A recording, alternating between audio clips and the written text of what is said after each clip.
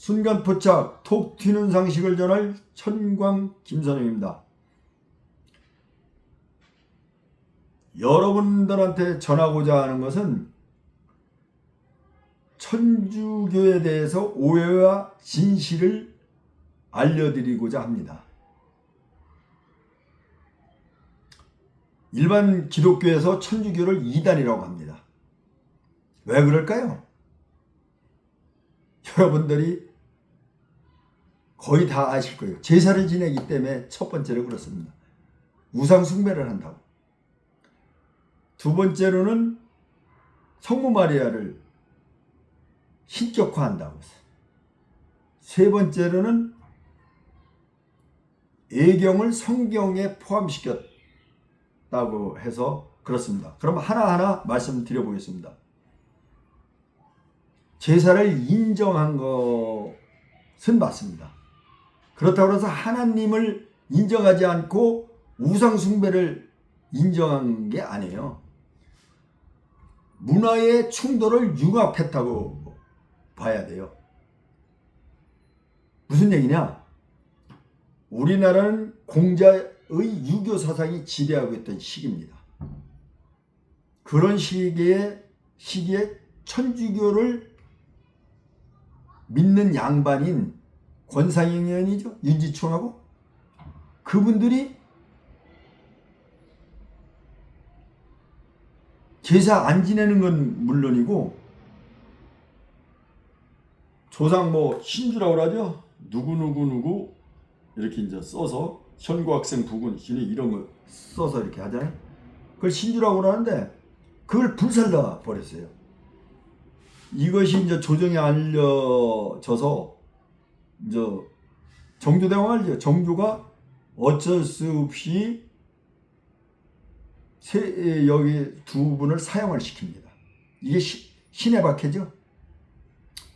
그 다음에 이제 정조 대왕이 이제 돌아가시고 나서 그 후에도 이제 순조 때인가요? 그때 이제 천주교 세가 상당히 확장되니까 이제 남인과 북인, 노론, 소론 막 이렇게 그냥 권력 투쟁을 하고 있을 때 이게 빌미가 된 거예요. 그래가지고서 천주교인들을 완전 그냥 다 몰살시킵니다. 이게 신유박해라고 그래요. 신유박해. 그때 성인을 103명 정도가 공식적으로 기록만 해도 그렇습니다. 엄청난 사람이 죽어나가는 거죠. 그래서 이게 로마 교황청에 알려지다 보니까 문화의 충돌을 하지 말고 이 하나님을 잘 믿게 할 수 있는 방안이 없나, 이걸 연구한 끝에 내놓은 것이 제사를 지내되 죽은 사람한테 그 우상을 절을 하는 게 아니고 죽은 사람을 하나님께 고하는 거.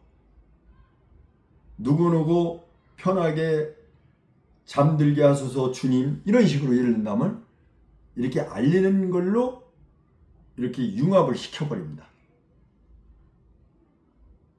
그래서 제사를 인정을 한 거예요. 어떻게 보면 편법 같기도 하고 어떻게 보면 변질된 것 같기도 하지만은 아주 절묘한 신의 한 수를 내는 솔로몬의 지혜가 여기서 통한 것 같습니다. 두 번째, 성모 마리아를 신격화했다. 어찌 보면 그렇게 볼 수도 있겠습니다. 그런데 이겁니다. 사람이 막바로 신한테 가느니, 예수님하고 하나님은 다 신이지 않습니까? 성령도 다 어떻게 보면 신의 계열이죠. 그런데 성령으로 잉태한 성모 마리아는 사람입니다. 사람. 그러니까 사람이 사람을, 성스러운 사람한테 고하는 겁니다. 그래서 그 성스러운 사람이 신한테 고하는 거죠. 다시 어떻게 보면 중개인 역할을 하는 거죠. 그것을 신인격화한다. 또 예수님을 안 믿는다. 그런 게 아닙니다. 예수님한테도 기도를 합니다. 근데 이제 성모 마리아님, 그 예수님을 성령으로 잉태하신 성모 마리아님이 인간이니까 인간이 품어서 신에게 전달해서 문제를 해결하는, 어떻게 보면 우리 상식선으로 보더라도 합리적일 것 같지요? 이단의 사유가 될 것 같지는 않습니다. 그 다음에 세 번째로, 성경은 66권만 인정하는데 천주교는 예경 7권을 인정합니다. 성경은 히브리어로만 쓴 66권만 인정하는 거예요. 예경은 저자가 누군지,